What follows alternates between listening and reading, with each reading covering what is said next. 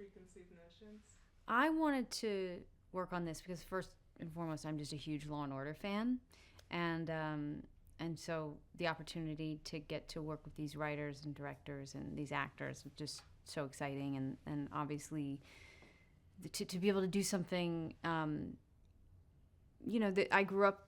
I was young when this case originally, when the real thing was happening, and I remember it being this thing that captivated everyone, and I was fascinated by that experience and the idea of getting to get inside it and play someone, a real person, and get to explore that through, this lens. I thought would be really interesting.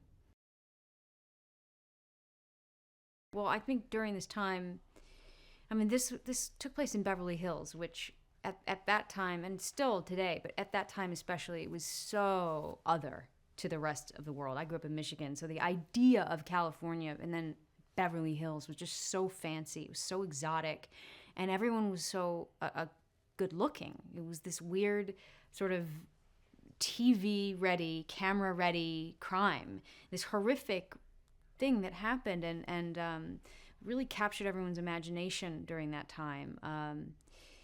It's terrifying kind of going back over it and seeing this is real. We're making a TV show about it, but it really happened.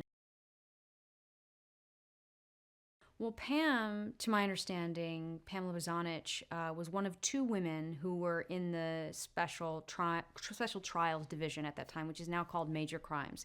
The only other woman was Marcia Clark. So it was her and Marcia Clark, and apparently they were friends, and that just is interesting to me from being a woman and learning about them being, that was a huge deal to be in such a high position at that time. When I started researching Pam Bozanich, I was really struck by her intelligence and her passion and her work ethic, and those are things that really appealed to me. I began to admire her as a person. There's a lot more to the story, and no one can really know. None of us will ever know, but I do think that the show that we're making illuminates some of the history that we might not have known about. When this all happened in real life, I was in high school. I wasn't particularly interested beyond the image of these two sort of handsome guys in sweaters and having killed their parents and Beverly Hills and money, and I just thought it was crazy. And I didn't know anything about it. I knew almost nothing about it. And then doing this project, reading these scripts and then getting into the research, there's just so much more to it. And in fact, all of the Law and Order series, they were,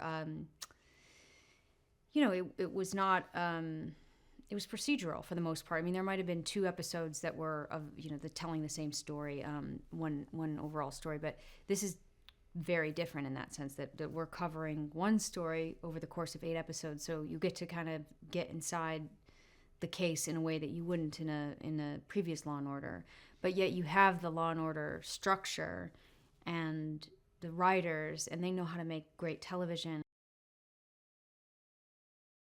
That's like real television history to be a part of Law and Order.